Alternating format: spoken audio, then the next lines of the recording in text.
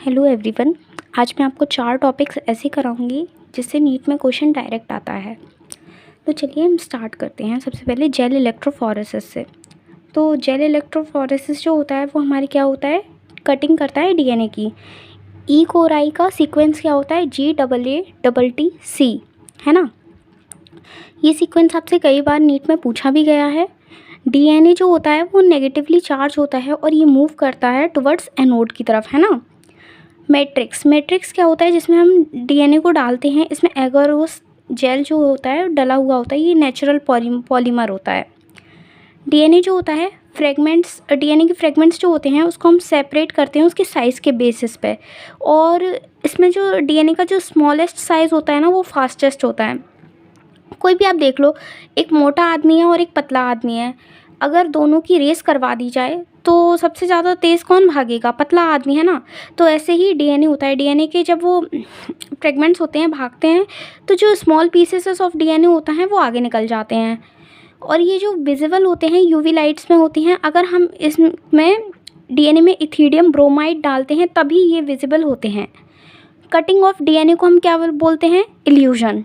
ये हमारा first topic complete हो चुका है। इसमें से आपसे 2-3 क्वेश्चन ऐसे हैं जो डायरेक्ट बन जाते हैं। नेक्स्ट टॉपिक है हमारा पॉपुलेशन इंटरेक्शन। पॉपुलेशन इंटरेक्शन क्या है, बेनिफिट्स मतलब प्लस मतलब बेनिफिट, हमारा बेनिफिट हो रहा है ना। और नेगेटिव साइन का मतलब होता है ये हमारे लिए हार्मफुल है। और ज़ीरो मतलब ये तो कोई इफेक्ट ही शो नहीं करता है। प्लस प्लस तो म्यूचुअलिज्म, माइनस माइनस तो कंपटीशन हो रहा है ना दो लोगों में। प्लस माइनस, माइनस प्लस, ये क्या होता है, प्रेडेशन और पैरासिटिज्म। और एक प्लस, एक का फ़ायदा हो रहा है दूसरे को कुछ इफेक्ट ही नहीं पड़ रहा है, तो कमेंसलिज्म है। और एक का नुकसान हो रहा है, इसमें भी दूसरे को है वो कोई फ़र्क नहीं पड़ रहा है, तो ये क्या होता है, अमेंसलिज्म। ये टेबल आपके क्या साइन बना के दे देंगे और पूछ लेंगे ये कौन सा है ये बताइए, नहीं तो आपको ये नाम दे देंगे कि म्यूचुअलिज्म कौन सा इनमें से, तो आपको ये दे देंगे, है ना, इसके साइंस दे देंगे, तो आपको ये पहचानना रहेगा। आपको ये table as it is learn होनी चाहिए। अब हम थर्ड टॉपिक पे आते हैं। थर्ड टॉपिक है हमारा क्रोमोसोम के स्ट्रक्चर पे। क्रोमोसोम जो होते हैं, देखिए ये जो सेंट्रोमियर है ये 20 से है ना, एकदम सेंट्रोमियर 20 से है। तो आप देख सकते हैं इसके दोनों आर्म इक्वल हैं, इक्वल आर्म्स हैं।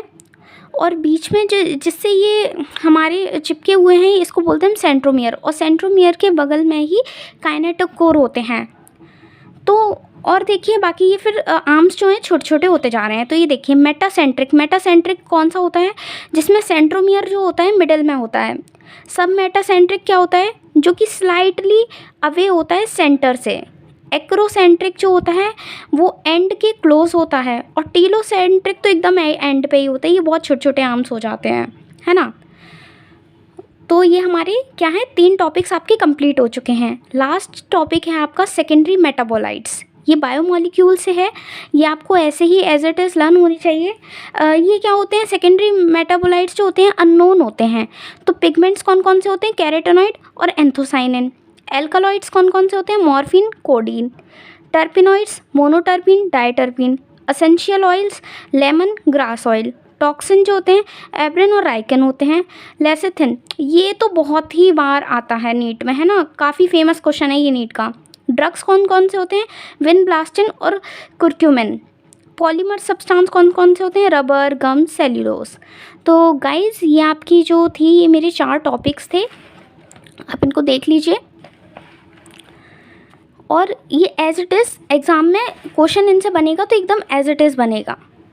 चलिए ठीक है, थैंक यू, आज के लिए इतना ही, बाय बाय।